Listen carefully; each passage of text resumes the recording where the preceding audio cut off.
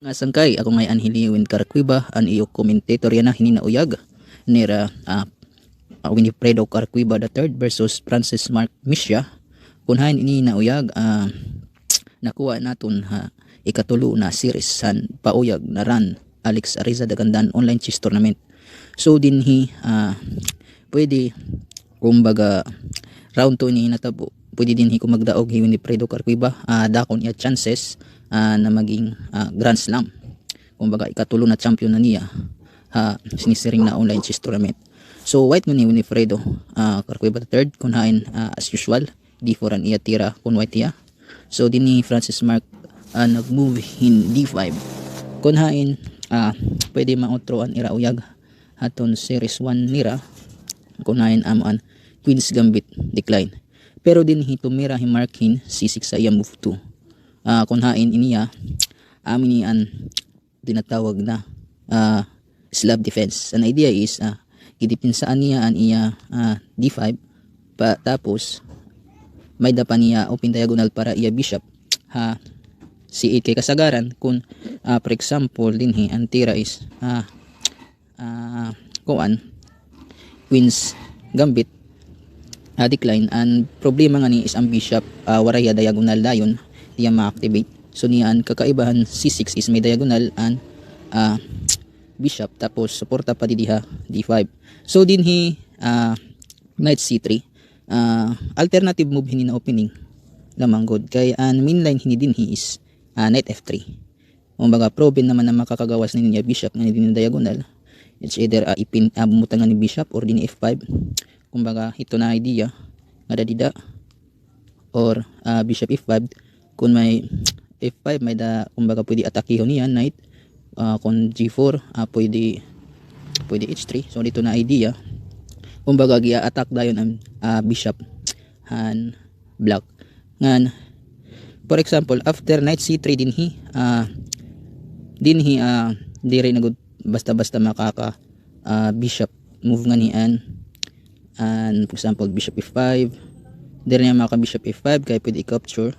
For example, single natin bishop F5 yan, magmamo siya capture queen B3. Pwede dumaog nga nihin pawn and white. Ang kakaiba kasi for example single knight C3 din pardon me for example dinhi after C6 knight C3 single bishop F4 queen B3 single capture capture queen B3 dire dayon iti da makakakuha naton pon kay pwede naman lang magkuan din niyan ito queen D7 kunain nasuportaan niya ang duwa kay waray man di knight kunain may dadayon direkta na attack ka D5. So ama ton pagkakaiba knight C3 ngani knight F3 move 3. So for example kung ipadayon niya pwede natin madipinsaan so dire maalkansi ang pon whereas kung hasayo pala for example knight C3 mag bishop F5 din ni may da nakasidaan na bearing na atake ito na pawn plus dugang pa ang queen so duwan ang atake didi. So ama tong kakaiba pero dinhi knight C3 knight F6 siguro gusto dinhi na ibalik ni Francis Mark Misha ngadto ka Queen's Gambit kaya kung gusto ko niya mag slab defense kuan na lato din is an tira is capture. Kumbaga it's either pwede mag push in D6 kumbaga same slab or E6 or mag kuan niya dida mag develop an iya bishop. Kumbaga din gi-release na ang tension after C64 wari na to na mga idea na queen B3. So balik so din knight C3 knight F6 gusto ibalik ka Queen's Gambit unahin nabalik ya may Queen's Gambit unahin problema ang bishop nga ni han black kumbaga wari ya good diagonal na reactivity. So Queen's Gambit decline niya. So capture mga normal na nagyap na mga tira ini A3 syempre gusto taganin diagonal ang bishop so para makasuluwat clearing ini nakuan line para makasol so development gyapon pakusog nga di and may dalat idea na suporta niya didi and C5 na push so develop gyapon. So amaton idea ni Mark nagbearing hiyahin dipinsa ito dida para for example kung kumapture nga da sample kumapture Madala knight c5, atake natin ni may bishop. So sunod nagrukla waray capture. Siyempre magugubaan pawn structure one white. So castle normal development la. So dinhi b6 an idea ni b6 ini din is gusto niya i-develop an iya bishop ida para makontrol ni na long light squared diagonal. So f3 prophylactic move ya kay gipungan niyan mga move na knight knight e4 knight g4. Tapos for example pag may dana din na bishop, so nalilimitan niya atake kay may dana f3. So aman to padal niyan idea ni unblock. So development although complete na development nga niyan white na yalagin improve niya knight kumbaga kasi kung di pa niya knight na control niya knight is tinila kumbaga adalaya defense mode. After knight g3, so dinhi may mga atake na niya kampohan kontra. So rook attacking siguro mga ideya dida. For example kung maray na dida pwede makuha ni mga indirect la na tira. So depensaan diri ganahan to Iwan ni Fredo Carcueba. So attack ang bishop, retreat. So syempre dinhi nag-retreat medyo passive. Para akon medyo passive an bishop is 7. Bishop f8 kaya pwede magudya di mag d6 na in mas kung na d6 mas makusgan pa ya. Pero after bishop f8 passive kasi malakas ito niya control. So dinhi siguro mao pa dinhi na tira handblock is h6 na la siguro paiwason la ani niya na bishop usapon bishop f4 pwede na usapon mag knight f8 mga sugad la ito, knight f8 natera, knight sugad ito para sugad launtan ng mga maniobra para medyo diria passive. Tapos pag diyan knight syempre magkakaadaan control center and block. So sugad to. So pagpadayon bishop f8 medyo passive. So queen may da idea yan, queen hindi din ni sekreto la is kung wala na ni knight wala depensa didi, so mamati ti dida. So against pa to na idea prophylactic move nganin. Although giving gap in square para bishop para ngadahiya sentro balik control baga kung adya g7 pwede na makontrol balik ang center. So gidominate ang center, h6 atake, retreat. Kung makita nato may mga exchanges didi may so ito didi may may e4 pero tulo gyapon ang upat mga ni defender kontra tulo upat na defender. So medyo mas mao pa siguro capture din ang tira. So capture good man ang tira and block. So capture. So makita nato na may tulo ka defender. So tulo ka attacker. So kung hinon umatake una dida alkansi. So dinhi queen c7 although gi-connect niya ang rooks. Oo, gi-connect niya ang rooks. Pero pag queen c7 bagan waray kasi dida good. Siguro c6 na idea. Medyo passive para akong siguro queen c7. Ano ba siguro is mag-start dan atake. Siguro para ako attack sa bishop. Example mag-retreat or diriya ganahan. Example intending kasi capture. So mag-retreat jab may da queen sugad nala na mga tira. So mas ma-improve pa niya ang atake aking side. So dito. Ang kakaiba kasi pag nga di may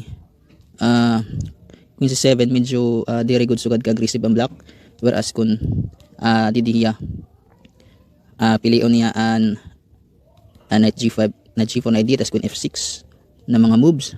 So pagpadayon giblockingan na to ano dominate gyud pa center kay kung makita naton waray center pun block ini. So medyo dominance an white ini sa center.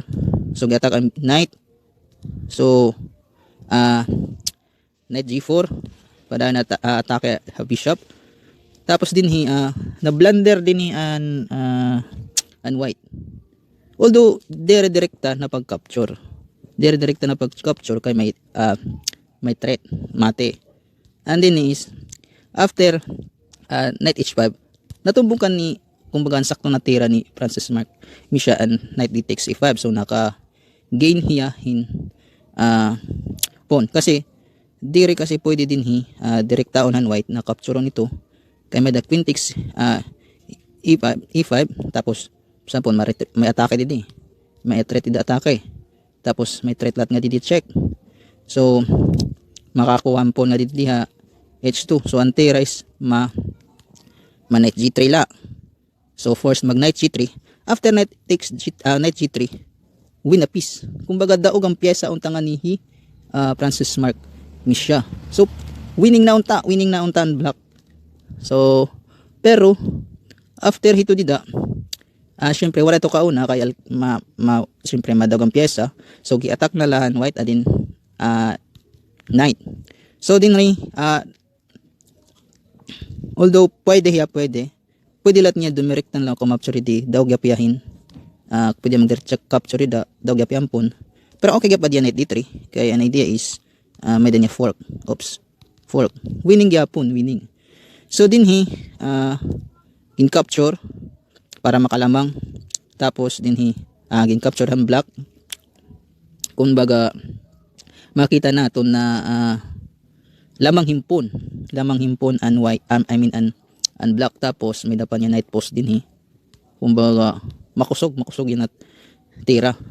Kumbaga winning na nga hini na posisyon an black. Pero after bishop f2, na blunder lamang good din mark kun hain after knight takes excited ya pag counter rook na open na diagonal namati hiya. So siguro at time pressure siguro na blunder. So ang nice lang na idea is direct capture. Kumbaga maintain natin dito makusog natin na pyesa. And mas maupay din para improvement is queen f4 la. Kumbaga pakusgon pagudan atake. Dida. Pakusgonan atake to dida. Hindi duwa atake nga da. Tapos may threat di capture para may da threat mati. Kumbaga damon na untan atake din an black. Na in winning gud ya. An kuan nala din singunta i-cover niya d5 para mawaraan pressure didi. Pero wala pwede lang mag-march ngan pwede lang mag-abante an black, tapos i-maintain lang niya na position kay dominating pa man an white ngani, intending to capture or push nga didi. So damon tan atake, tapos pwede sumunod nga yung bishop. So damon ang tan pressure. Sa pwede di capture niya nga didi. Capture kuha na di kay may dasunod bishop c5. So mula itong mga sangkay naton post-mortem analysis an ira uyag. So an ira kumbaga otronta an ira uyag nagtikang Slav defense nga nabalik Queen's Gambit decline. Although okay pa yada mo pa ito wala pa problema both sides. Hini wala pagyapon mga okay pa, nice move, good move. Dida okay to na idea development. Hindi maneuvering. Ito control center. Okay pa ito atake. Didi medyo passive ya pero wala pa man good directa na mga atake pa nga ni an white na makaka-persagot pagperdihan black. So ini threatening. Okay pa wala pa good problema. Kumbaga an una nga ni na blunder din is ito medyo passive pero nice man gyapon idea is controlling the rook, completing the development, nice gyapon. Kumbaga din an una gud na blunder ngani is an white. Kumbaga after knight h5 pwede na din dumaog an black. Sakto ang idea na knight takes d e5. Kaso la nakulangan wala nga pan calculation, na excited siguro. Dida winning gyapon, winning hindi din an black ini. Pero after lamang go dito dida, excited ya pagkaunan dini after pag-atras, excited ya pagkaunan rook.